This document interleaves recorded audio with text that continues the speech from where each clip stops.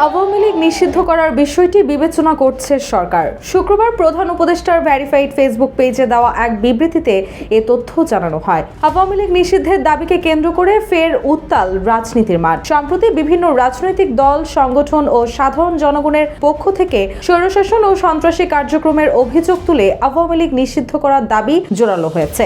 এমন পরিস্থিতিতে সকলকে ধৈর্য ধরার আহ্বান জানিয়ে বিবৃতি দিয়েছে অন্তর্বর্তী সরকার।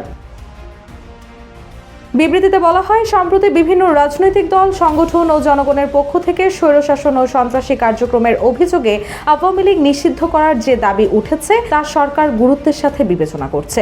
এ ব্যাপারে সরকার রাজনৈতিক দলগুলোর সাথে ইতোমধ্যে যোগাযোগ স্থাপন করেছে। তাদের সাথে আলোচনা করে দ্রুত সিদ্ধান্ত গ্রহণ করা হবে।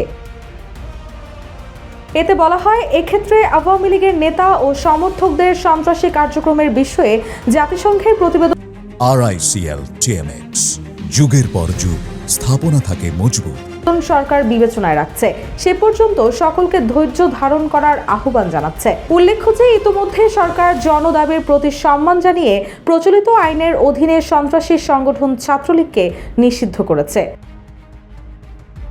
বিবৃতিতে আরও বলা হয়, সরকারের পক্ষ থেকে মানবতা বিরোধী অপরাধের সঙ্গে জড়িত সংগঠনের বিরুদ্ধে ব্যবস্থা গ্রহণের জন্য আন্তর্জাতিক অপরাধ আদালত আইনে প্রয়োজনীয় সংশোধনী আনার উদ্যোগ নেওয়া হয়েছে। এছাড়াও ফ্যাসিবাদী সরকারের সাবেক রাষ্ট্রপতি ও হত্যা মামলার আসামি আব্দুল হামিদের বিদেশে গমন সম্পর্কে জনমনে ক্ষোভ বিষয়ে সরকার অবগত। এই ঘটনার সাথে জড়িত সকলের বিরুদ্ধে উপযুক্ত আইনগত ব্যবস্থা নিতে সরকার বদ্ধপরিকর রয়েছে। রুশা সুর, জয় জয় দিন।